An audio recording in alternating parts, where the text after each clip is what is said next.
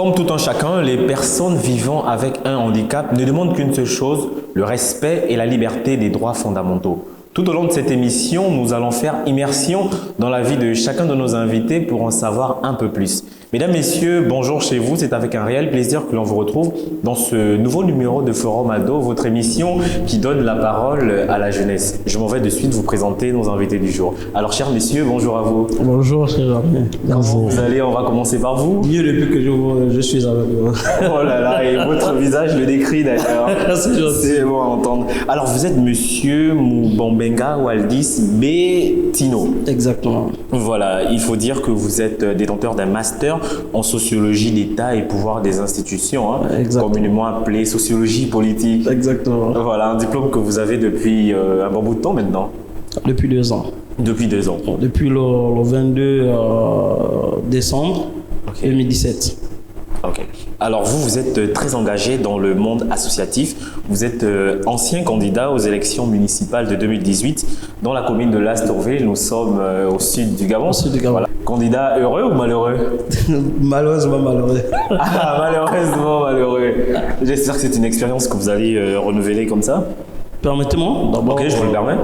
De vous remercier. Okay. C'est pas souvent donné d'être reçu dans des chaînes de télévision aussi prestigieuses que la vôtre.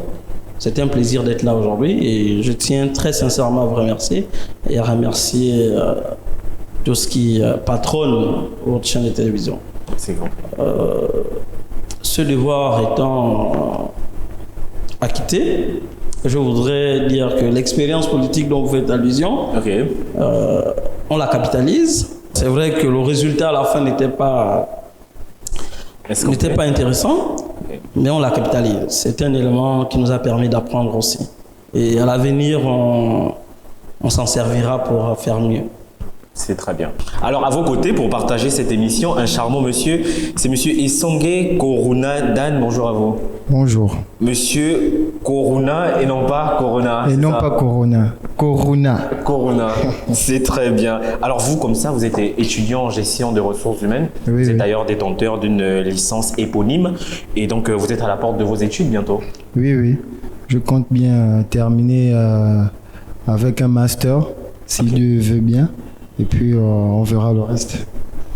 Après, vous êtes quelqu'un de très bénévole. Vous donnez comme ça de votre temps, de votre force dans certaines activités. Oui, dans certaines activités, notamment au quartier, en ce qui concerne, on va dire, l'aide sociale, par exemple, apporter des informations à des gens qui, comme moi, n'ont pas. Okay. Donc, c'est un peu ça que j'essaie de faire de mon côté, quoi. Il faut avoir bon cœur pour travailler sans demander quelques... Ah non, on le fait... Quelques CFA derrière. Ah, on dit qu'il faut s'entraider entre nous. Donc, si c'est pas moi qui aide des personnes comme moi, ceux qui sont, je vais dire, bien portants ne pourront pas le faire. Il faut que ce soit nous-mêmes qui commençons par s'aider d'abord et puis bon, les autres vont emboîter le pas.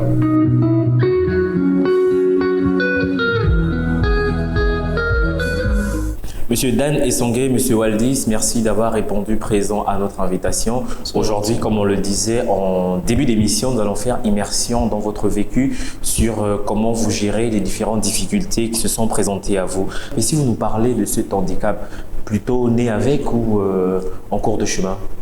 Je vais dire peut-être que pas forcément né avec, parce que c'est pas dès la naissance, hein, c'est pas dès les premiers jours de ma naissance que les parents s'en sont rendus compte. C'est certainement 1 an, 2 ans après. Ils se sont battus pour que la situation soit résolvée. Mais on s'est retrouvé dans une situation où, du côté des tradipatriciens, ils ont été incapables. La médecine moderne, elle a prouvé ses limites sur ma situation et aujourd'hui, je fais avec. Aujourd'hui, vous faites avec? J'ai un handicap moteur. Handicap moteur. On va dire des membres inférieurs. Ok. Alors, Monsieur Dan Esongé, la question vous est posée si vous nous parlez de votre handicap. Alors moi, c'est un accident déjà. qui s'est produit en 2012. Je crois j'avais déjà 21 ans, quelque chose comme ça. Donc depuis, comme Bettino, je fais avec et puis bon, j'avance. Comme quoi, je n'ai pas le choix que d'avancer. Parce que derrière la porte, elle est déjà fermée, donc il n'y a plus d'autre choix que d'avancer. Voilà, donc 2012, 2020, ça fait 8 années maintenant. 8 années maintenant. Comment vous avez fait pour surmonter cette épreuve-là? Alors, il faut dire que au début, c'était pas du tout facile. Bon, vu la force de mon caractère, je me suis dit que je n'ai plus d'autre choix que d'avancer, quoi. Et j'ai pris sur moi et puis bon, tout s'est fait tout seul par l'aide de ma famille, ma propre volonté et puis bon, voilà où je suis, quoi. Par ma propre force, la force de ma famille, c'est un peu ça. À 21 ans, vous étiez déjà, on va le dire comme ça, un adulte révolu. Oui, un adulte révolu. Je connaissais déjà beaucoup de choses, je faisais déjà beaucoup de choses, donc ça n'a pas été du tout facile.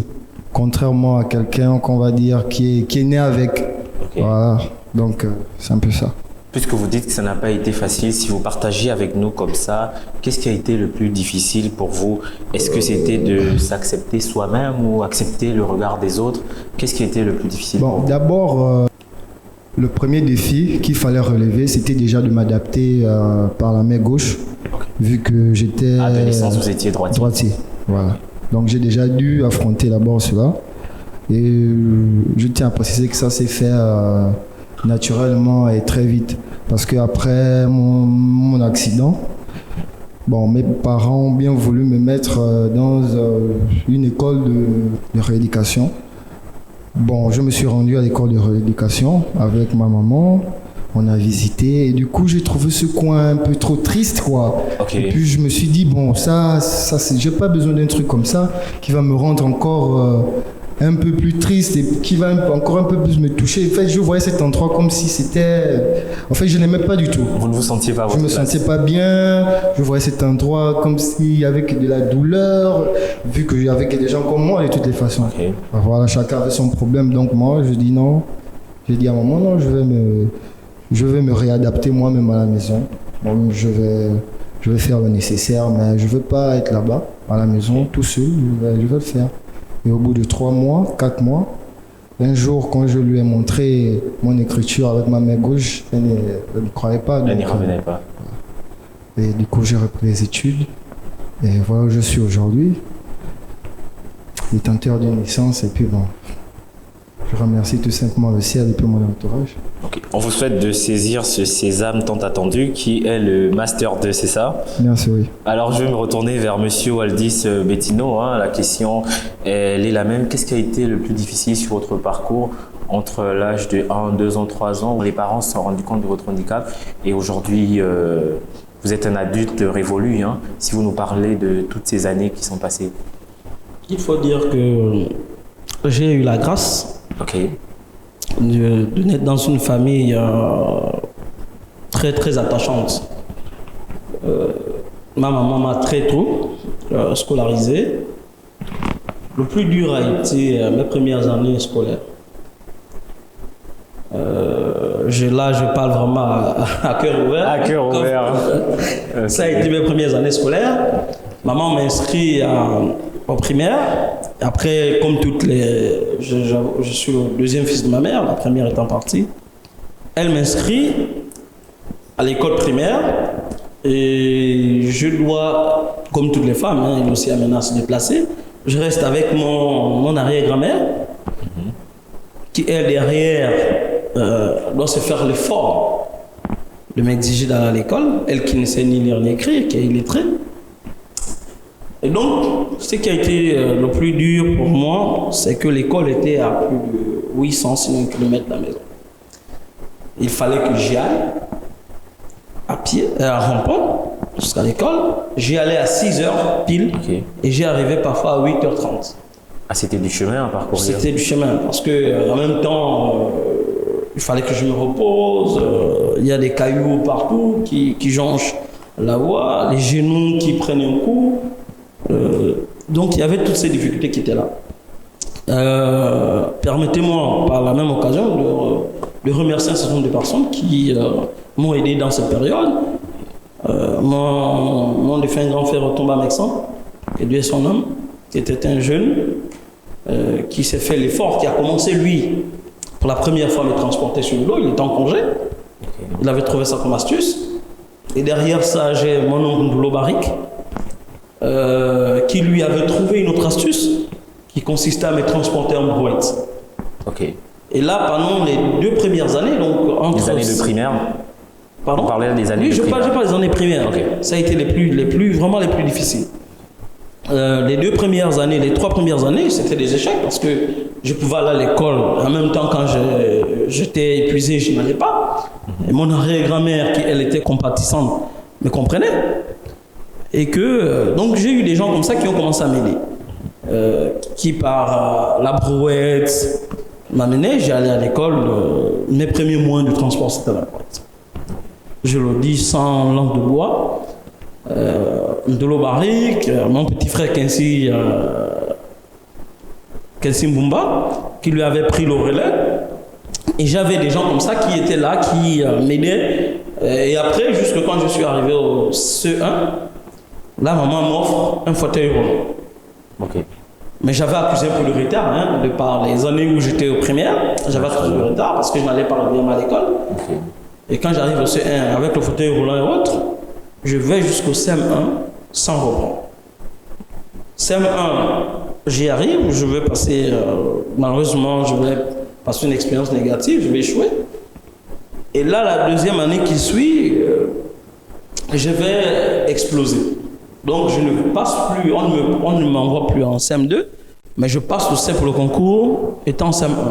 Et là, c'est avec le directeur Félicien Loudi, que je salue au passage. J'espère qu'il suivra cette émission. L'initiative était la vôtre ou des parents? Le fait de passer le concours d'entrée en sixième? Non, c'est l'initiative du directeur de l'école.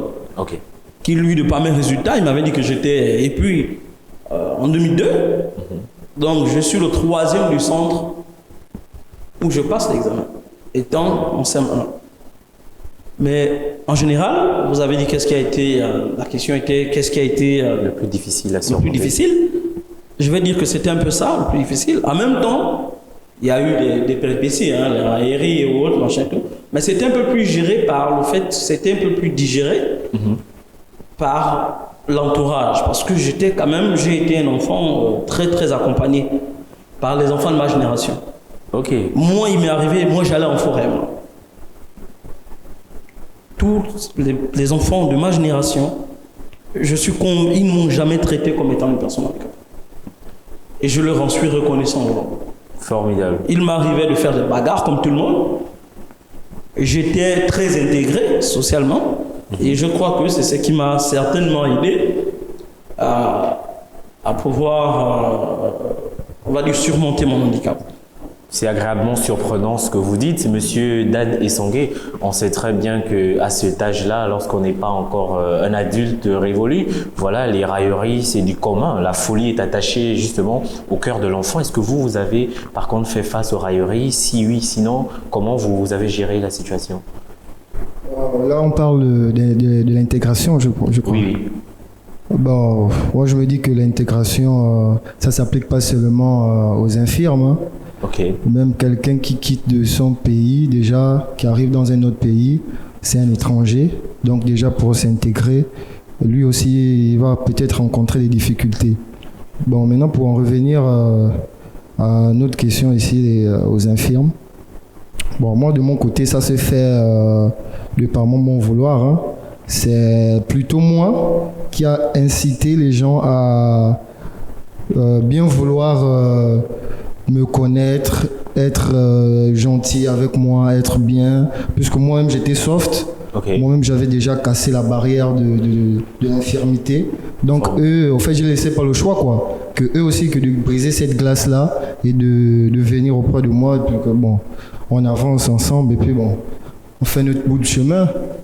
Et dans cette situation, la place de la famille, quelle place avait la famille, les parents? Ma famille a joué un grand rôle, surtout ma maman, que je salue au passage. cette dame qui est vraiment une dame très forte. Faites-lui un coucou. Oui, maman, je te fais un gros coucou. J'espère que tu suivras l'émission. Okay. Elle a vraiment joué un très grand rôle dans mon handicap. Et jusqu'aujourd'hui, elle continue à jouer un grand rôle parce qu'elle ne cesse pas de m'épauler, elle ne cesse pas de m'encourager, ne cesse pas de me pousser. Donc, c'est vraiment à elle que je dois donner tout le mérite parce que c'est elle qui me donne la force. C'est très bien. Tous les jours. Alors, on va se permettre d'écouter une très charmante demoiselle de l'autre côté de la caméra, mademoiselle Ake Latifa, qui partage une toute petite expérience avec nous. Regardons cette vidéo.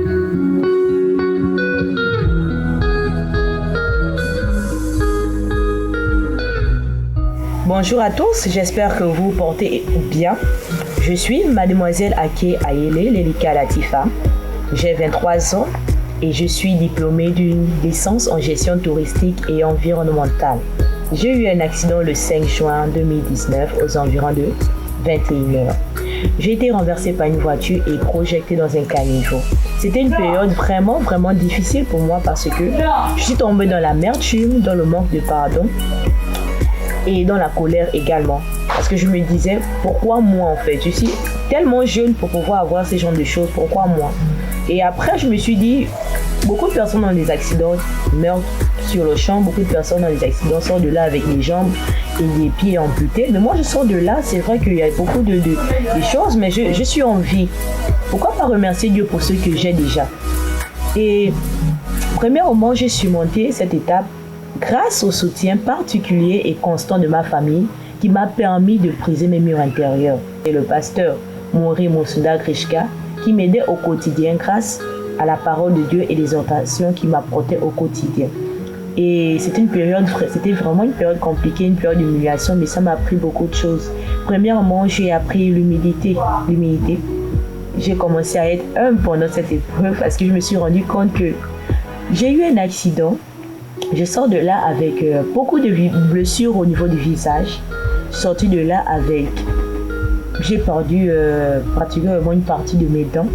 Sorti de là avec une déchirure au niveau du crâne. Et c'était vraiment compliqué pour moi d'accepter d'abord cette situation.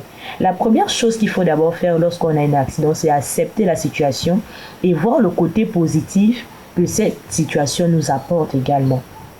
Alors, j'ai commencé par cette épreuve-là. J'ai accepté la situation, j'ai accepté la condition et je me suis dit, je vais sortir de là victorieuse et avec un enseignement.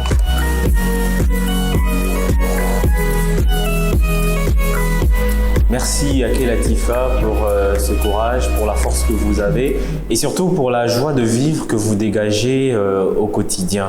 Revenons avec vous. Alors vous êtes, non pour Monsieur Essongué, vous êtes à la porte, voilà, à la porte de vos études. Monsieur Waldis, vous avez terminé vos études et si vous nous parlez de l'insertion professionnelle des personnes vivant avec un handicap, est-ce que c'est une situation qui mérite qu'on en parle? Est-ce qu'elle est fluide? Est-ce que l'insertion se fait normalement? Merci. Je tiens à rappeler que je suis le président de l'ONG Banyam SB. Qui veut dire qui veut dire en langue nzébi que l'homme ne se moque pas de moi. Ok. C'est très inspirant, c'est non. Ok. Qui veut dire en langue nzébi que l'homme ne se moque pas de moi. Il faut avouer que la problématique de l'insertion professionnelle des personnes vivant avec un handicap, elle reste entière. Elle reste entière. En ce sens que moi-même qui suis, j'en suis un prototype, un exemple. Depuis 2 ans, j'ai obtenu mon parchemin. Mais il se trouve que j'ai du mal à professionnellement être inséré. Pour 3 raisons principales.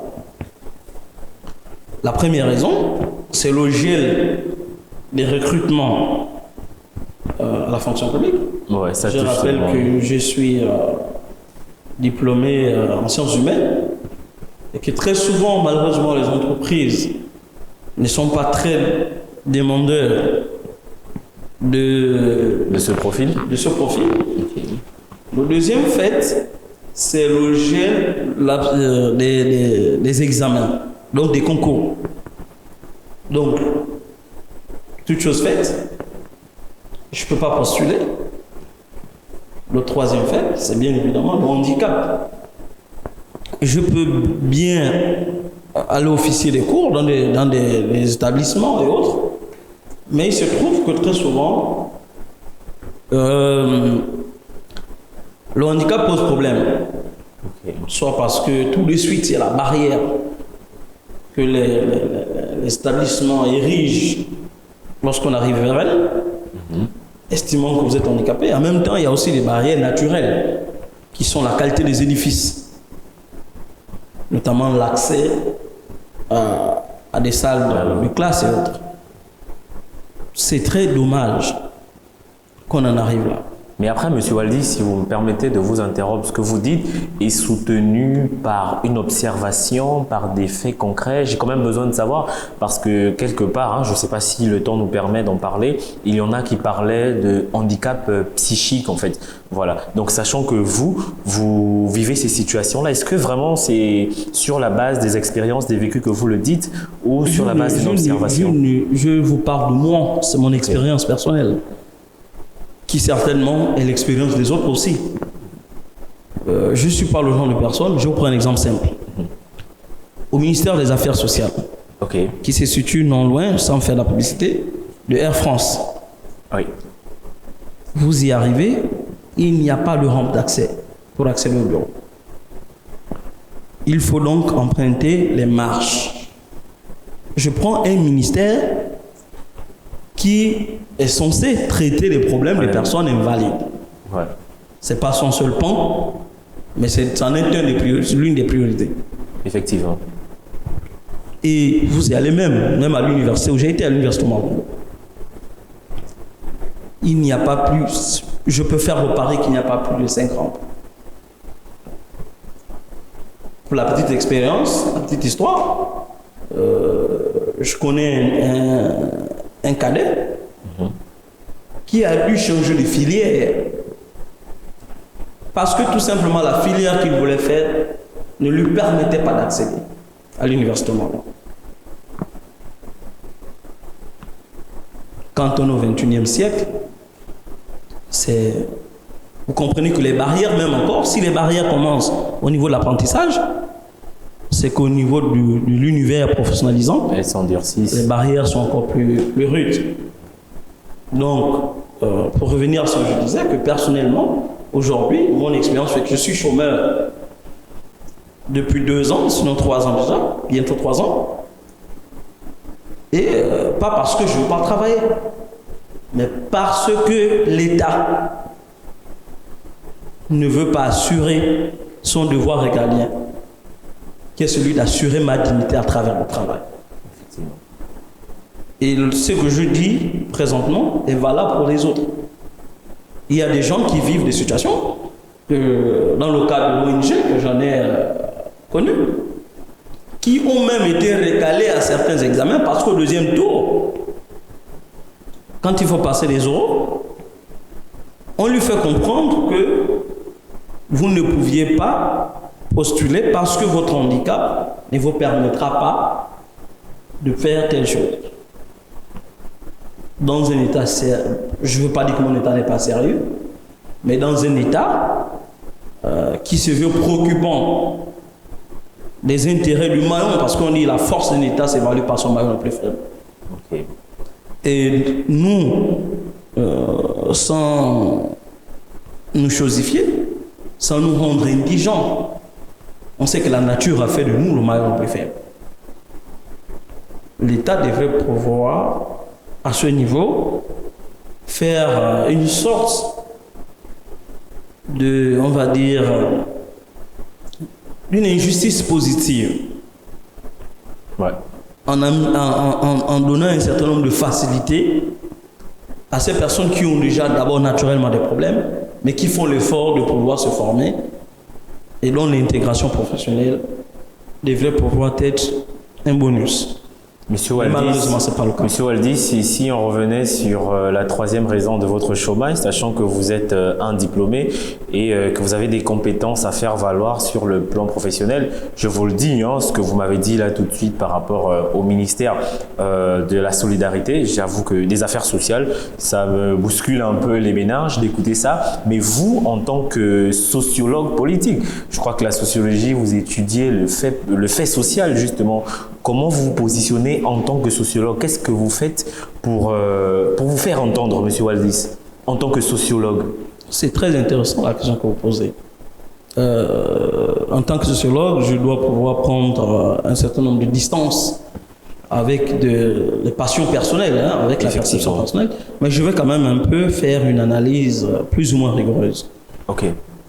Vous saviez, la société, elle est, on va dire, stratifiée. Dans la stratification sociale, on part de la pensée, de la pensée à l'information, de l'information à la conception à la matérialisation de la pensée. Ça veut dire quoi? Quels sont les éléments justificatifs de cette sorte de marginalisation sociale? Ces éléments justificatifs trouvent leur fondement dans nos conceptions mythico-religieuses. C'est-à-dire que notre tradition, la société, notre tradition véhicule un certain nombre d'éléments qui font que l'handicapé est considéré, la personne en situation de handicap est considérée de cette manière. Le handicapé, c'est celui qui mérite qu'on lui donne, c'est l'aumône, c'est le mendiant, on réduit la personne handicapée à un certain nombre de faits. Lorsque l'homme politique veut montrer sa bienveillance, vers qui il va faire les dons, c'est la personne handicapée. À partir de cet instant, il y a eu une sorte de gadget de communication autour du handicap. L'handicapé a été transformé, la personne en situation de handicap a été transformée en gadget de communication. Et pour le politique, et pour le monde social, l'univers social. Ça veut dire quoi? Ça veut dire que il y a encore, là je voulais dans ma démonstration, c'est que quand on arrive dans l'univers social, ce qui se passe, c'est que la personne, c'est le politique qui prend les décisions, non? Qui lui conçoit les éléments par rapport aux priorités sociales. Mais dans le cadre de notre pays, je suis convaincu que certainement ailleurs c'est la même chose, dans d'autres pays. Dans le cadre du pays qui est le nôtre, le Gabon, la personne handicapée reste un gadget. Pourquoi? Sur le marché politique, ce que Bourdieu appelle le marché politique, on ne donne des priorités qu'aux gens qui nous seront utiles. Parce qu'on estime que derrière ça, ces personnes nous seront relevables et qu'elles nous serviront nos intérêts politiques. Ça veut dire quoi? Ça veut dire que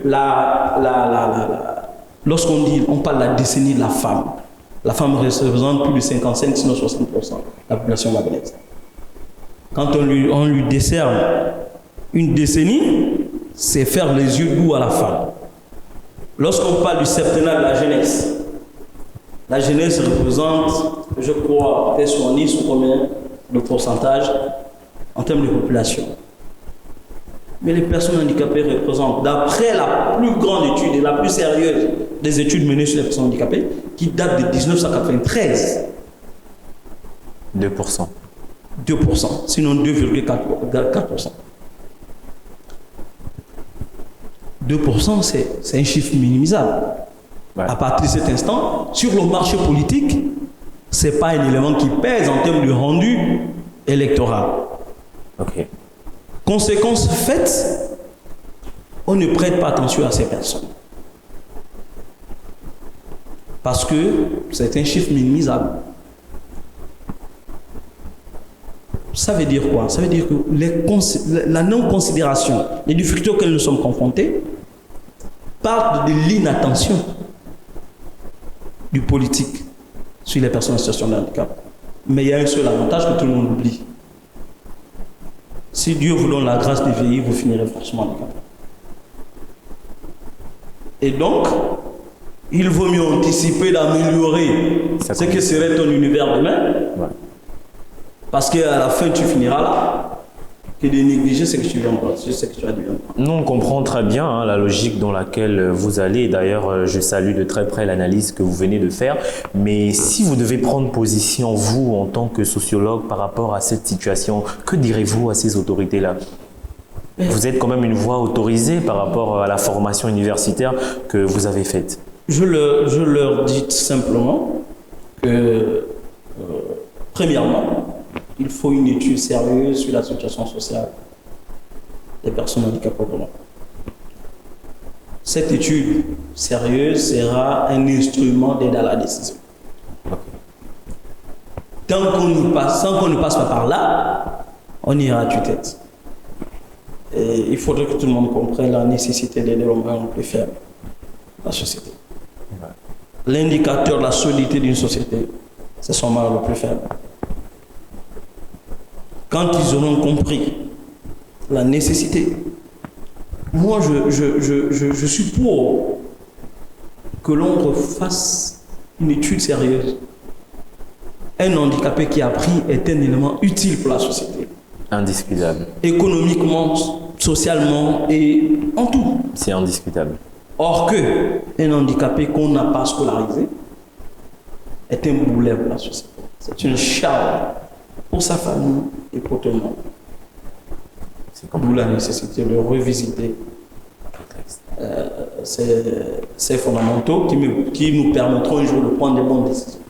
Si seulement si réellement le politique a derrière la tête la volonté d'améliorer les choses. Monsieur Waldis, merci pour votre analyse ô combien pertinente. Monsieur Dan Essongué, vous êtes détenteur d'une licence en ressources humaines, on le lisait tout à l'heure, et d'ici une année ou deux, vous allez terminer vos études. Qu'est-ce que ça vous évoque de savoir qu'il existe une certaine injustice dans l'insertion des personnes vivant avec un handicap? Bon, moi déjà, ce que j'en dis, c'est qu'il faut le dire, l'État ne joue vraiment pas son rôle. L'État ne joue pas son rôle. Parce que même quand on parle, avant de parler d'insertion professionnelle déjà, on peut parler de l'insertion académique aussi. Ok. Déjà l'insertion académique pour un handicapé, par exemple pour mon confrère ici Waldis, comme il nous l'a bien expliqué, il s'est débrouillé, il s'est fait son insertion académique tout seul, du primaire jusque là où il est aujourd'hui. Il se l'a fait tout seul. Maintenant qu'il s'est fait cette insertion professionnelle tout seul, il arrive à un stade où il a terminé ses études. Donc, à un moment donné, il a besoin de cet état-là pour l'accompagner dans son insertion professionnelle. Mais l'État ne joue du tout pas son rôle. Aujourd'hui, nous pouvons constater, comme il vient de le souligner, que même le ministère aux affaires sociales, en allant aux affaires sociales, nous pouvons constater qu'il n'y a même pas de rampe pour les personnes handicapées. Quand vient même, ce ministère-là est là pour les handicapés. Mais quand un handicapé moteur arrive, par exemple, je prends un exemple, aujourd'hui on a des fonds que les affaires sociales donnent, qui est une somme de 75 000, je crois, chaque année, chaque fin d'année, chaque décembre. Quand vous avez un handicapé moteur qui arrive aux affaires sociales, ce sont des marches d'escalier. Comment il fait pour se rendre au bureau indiqué? Au bureau, il faut aller pour s'enregistrer, pour donner les informations qu'il faut. Il ne peut pas. Ouais. Et donc, c'est un peu désolant, il faut le dire. C'est vrai, j'ai peut-être pas vécu la même chose que lui au niveau de l'insertion professionnelle. Okay. Parce que moi, de mon côté, j'ai plutôt déjà bénéficié d'un stage à Jean Ebory en vue de l'obtention de ma licence. Voilà. Donc, ça s'est fait plutôt plus simplement, même si j'ai beaucoup cherché. J'ai postulé dans beaucoup d'entreprises. Au final, j'ai été retenu au CHU de Jean Ebory, voilà, où j'ai fait 3 mois avant de soutenir ma licence. Mais après, vraiment, ça ne suit pas. Ça ne suit pas, puisque le but de ces stages-là, au final, c'est l'emploi. Naturellement. Donc, l'État ne joue vraiment pas son rôle. Alors, Monsieur Dan Essongué, vous êtes un intellectuel, il va sans dire, et nous sommes dans un pays dans lequel les textes de loi existent. Les textes de loi existent, il y a des dispositions légalement parlant, voilà, qui assurent la sécurité et le bien-être des personnes vivant avec un handicap. Vous citez tout à l'heure un décret. Je crois que ça fait l'objet d'un décret, les différents montants que vous recevez. Je crois c'est la loi 15/95, je crois. Oh, c'est très bien, vous avez une très belle mémoire alors. Et donc ma question est celle de savoir justement, aux côtés de cette loi ou de ce décret-là, il y en a d'autres qui parlent de l'accès aux soins. Aux soins, oui, notamment la gratuité à la scolarité, l'obtention des bourses. Est-ce qu'elles sont effectives, Monsieur Dan Essongué? Pas du tout. Pas du tout. Et je peux même poser la question ici à Waldis, au sociologue, si voilà. depuis qu'il a été à l'UOB, s'il a déjà bénéficié d'un rabais, notamment en ce qui concerne son inscription à l'UOB, je crois pas. Monsieur Waldis, la question vous a posé. Je sais pas. Non, la réalité c'est que il n'y a aucune exception des personnes vivant avec un handicap, non aucune exception sociale. Du point de vue des prestations, hormis, j'appelle ça un bonus de fête. 75 000 francs, c'est trop dérisoire, ça ne vaut absolument rien. C'est un bonus de fête. Moi, j'étais au campus, je payais ma chambre comme tout le monde, je payais mes repas comme tout le monde. Lorsque je prends le train pour me déplacer, à l'intérieur du pays, je paye comme tout le monde. La seule fois où j'ai eu un rabais, c'est parce que mon statut d'étudiant me permettait d'avoir le rabais. Depuis que j'ai perdu ce statut, je paye comme tout le monde. Et pourtant, les personnes du troisième âge, qui sont pour la plupart des retraités et des personnes parfois ayant des ressources, ont des rabais. Tout à l'heure, je vous disais que tout y va de la conception politique. Il n'y a jamais, j'ai dit, la discrimination sociale des personnes handicapées trouve son fondement dans la volonté politique. La chosification de la personne handicapée, le traitement que nous avions, trouve son fondement dans la volonté politique. Comment comprendre que des catégories sociales capables de s'octroyer un certain nombre d'éléments sont favorisés? Vous n'entendrez même pas la journée, le 3 décembre, qui est la journée internationale des personnes handicapées. C'est à peine on vient vous faire un petit discours à la télé. Quand il s'agit de la fête des mères, la fête des femmes, c'est toute une organisation nationale. Mais la mobilisation, elle doit venir de vous ou vous attendez tout des politiques? C'est une journée, c'est écrit légalement, légalement c'est constitué. Que voudriez-vous qu'une personne en manque de moyens fasse? Quand l'État organise les journées de la femme, quand l'État fait tout, le politique va le faire, est-ce que c'est la femme elle-même qui s'élève? Vous savez, je voudrais proposer un jour une expérience à tout le monde. Le 3 décembre, lorsque le 3 décembre arrive, je voudrais que tout le monde le fasse. Okay.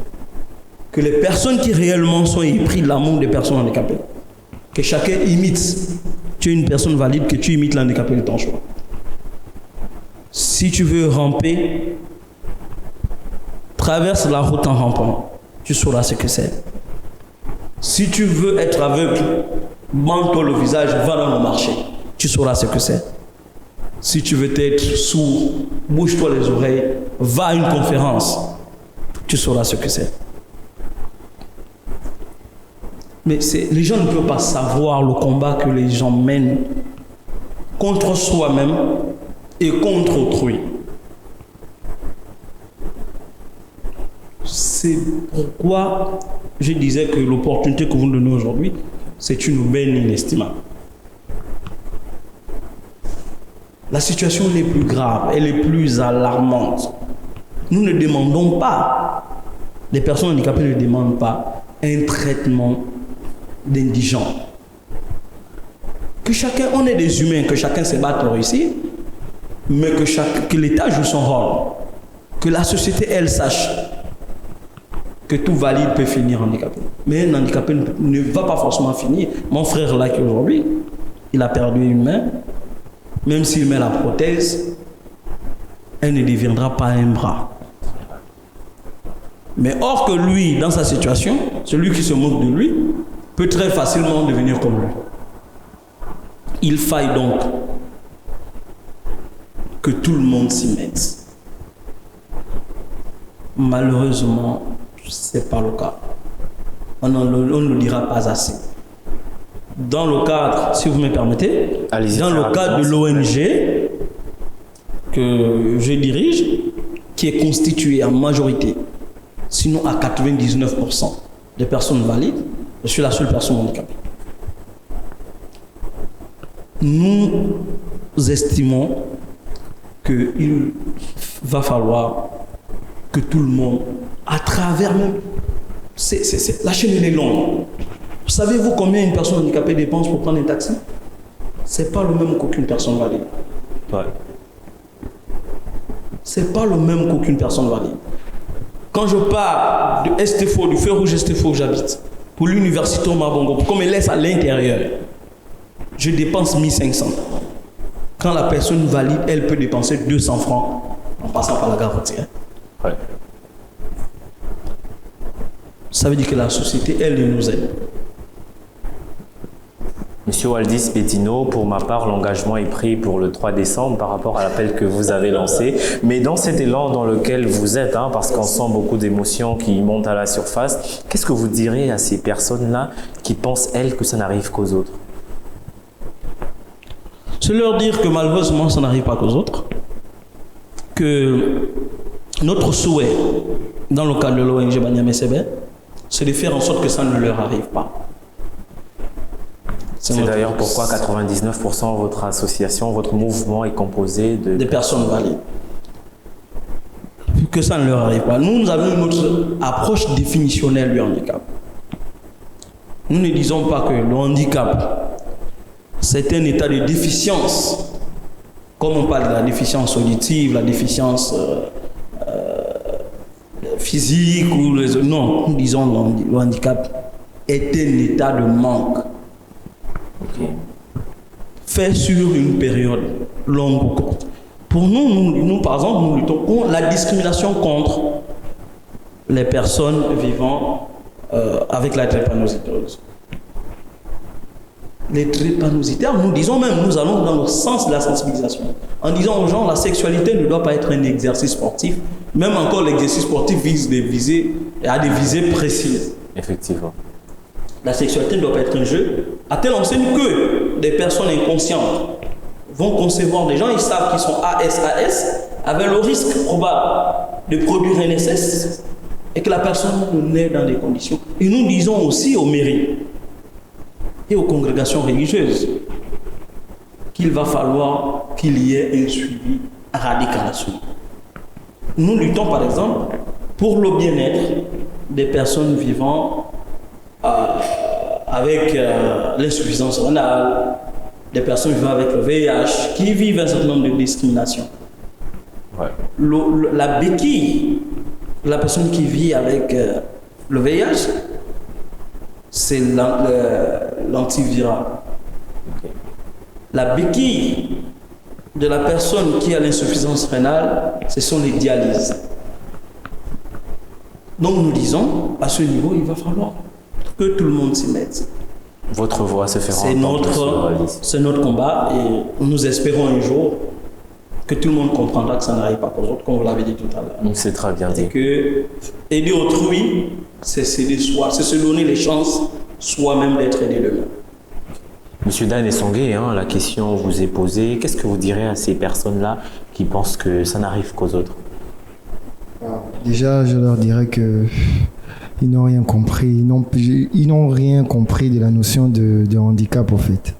Parce que le handicap ou l'handicapé n'est pas celui qui a perdu un membre ou celui qui n'arrive pas à marcher ou qui ne voit pas. L'handicap, de nos jours, peut se poser sur plusieurs plans, en fait. Elle n'est pas seulement physique. Voilà. Donc, à eux, je leur dirais que on ne se moque pas de celui qui n'a pas encore, de celui qui a déjà traversé. Hein. Parce que si toi, en voyant un handicapé dans la rue, tu te moques de lui, mais tu ne sais pas que peut-être tu es plus handicapé que lui, en fait. Parce que tu n'as rien compris de l'handicap. Aujourd'hui, on parle aussi d'handicap psychologique. C'est-à-dire, tout est dans la tête. Ouais. Si tu es mort dans la tête, physiquement, tu ne vis plus. Tu marches, au fait, tu es comme un zombie. Tu n'es plus là, puisque tu es mort à l'intérieur. À l'intérieur de toi, il n'y a plus rien. Donc, à ceux-là, de ne pas se moquer, plutôt, de pas éprouver aussi de la pitié, parce que ça peut être vexant aussi pour nous, mais plutôt de comprendre et puis de vivre comme ça, vivons ensemble, et puis bon, on avance nous tous, et puis bon, voilà.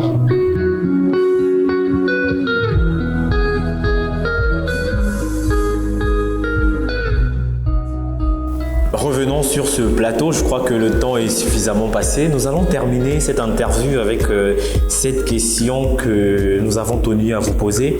On va commencer peut-être par M. Dan Essongué, terminer par M. Waldis. M. Dan Essongué, si l'occasion vous était donnée de rencontrer Dieu, que lui direz-vous? Si l'occasion m'était donnée de rencontrer Dieu, je lui dirais, beaucoup trouveront ça peut-être un peu bizarre, mais moi je lui dirais merci. Merci parce que cet accident, je l'ai eu en classe de 3e. Donc, en classe de 3e. Donc, en classe de 3e, je venais à peine d'avoir mon BPC. Je m'apprêtais à aller en seconde, mais beaucoup de raisons que je ne vais pas étaler ici a fait en sorte que, bon, après, les parents n'ont pas voulu que je continue et tout. En fait, j'étais déjà prêt à aller dans un corps habillé, quoi. Quelques mois plus tard, pendant les vacances, subitement, boum, voilà l'accident. Mais malgré cet accident, aujourd'hui, je me retrouve avec un bac, je me retrouve avec une licence, bientôt un master. Donc, je lui dirais vraiment merci. Et je crois, je suis sûr que demain sera meilleur. C'est très bien dit, merci pour votre avis. Je vais me retourner vers M. Waldis Bettino. Si l'occasion vous était donnée de rencontrer Dieu, que lui direz-vous? Quelle question, waouh! J'avoue que j'étais admiratif devant sa réponse. Ok. Pour ne pas dire la même chose, tout en disant la même chose. Si vous le pensez, on vous écoute. Je dirais que Dieu est souverain. Tout ce qu'il fait bon, tout ce qu'il fait bon, il a un plan pour tout le monde. Il faut bien qu'il y ait des gens comme moi. Il faut bien qu'il y ait d'autres gens qui ne sont pas comme moi. Mon rôle n'est pas de le corriger. Dieu est un père, c'est une mère. Qu'est-ce que je dois dire à ma mère? Qu'il fallait qu'elle m'avorte? Qu'il fallait qu'elle finisse avec? Non. Elle a certainement subi, accepté que je sois là. Je suis le fruit de ses entrailles. Je ne lui reproche rien, comme je ne pouvais pas me permettre de reprocher quoi que ce soit à Dieu. Je lui dirais tout simplement, allège ma souffrance. Je ne suis pas sûr, même si, comme le disent certains religieux, que le karma existe. Dans mon fait intérieur, je peux le dire devant Dieu, je ne suis pas un homme négatif. Même s'il arrivait qu'aujourd'hui je paie le mal de mes arrière-parents, je voudrais qu'ils comprennent que ça suffit. J'en ai trop subi. Maintenant, je veux que ça change. Et je voudrais, par contre, qu'un jour il nous fasse le miracle, qu'il y ait une génération de personnes sans handicap. Telle est ma prière pour eux. Merci, il en soit ainsi. Alors, je ne sais pas si je vais demander un mot de fin avant de clôturer cette émission. Dan Essongué. Bon, je dirais tout simplement ceux qui nous regardent, handicapés ou pas, je dirais simplement ce mot de fin là. Quand Dieu te ferme une porte, il ouvre une armurerie. Donc, voilà. Merci pour ce mot de fin, Monsieur Waldis Bettino. En mot de fin? Mot de fin, je voudrais dire merci à toutes les personnes, notamment aux membres de l'ONG Banyame Sebe. Ces personnes... On rappelle la signification de ce nom? Banyame Sebe, qui veut dire... En fait, pour la petite histoire, si vous me permettez, brièvement. Banyame Sebe, c'est le nom d'une dame, d'une femme, qui, elle, un jour, s'est battue. Elle était illettrée, qui s'est battue pour la réussite d'une personne handicapée. Ok. Cette personne ayant réussi, c'était un peu une mère Teresa. Donc, pour lui rendre hommage, l'action que nous menons, et il y a tout à fait un lien entre la dénomination de son nom, l'action que nous menons, Banyame Sebe qui veut dire que l'on ne se moque pas de moi, nous avons dédié l'ONG à cette dame. Maintenant, pour finir, je voudrais dire merci. Merci à tout le monde. Merci à vous qui pensez que avoir un petit regard sur les personnes handicapées est nécessaire. Merci à ces membres de l'ONG Banyame Sebe qui chaque jour se démêlent les pouces pour que les choses avancent. Merci à votre chaîne de télévision qui nous a permis ce jour d'être là. Merci à toutes les personnes qui ont pris le temps de nous suivre. Merci à tout le monde.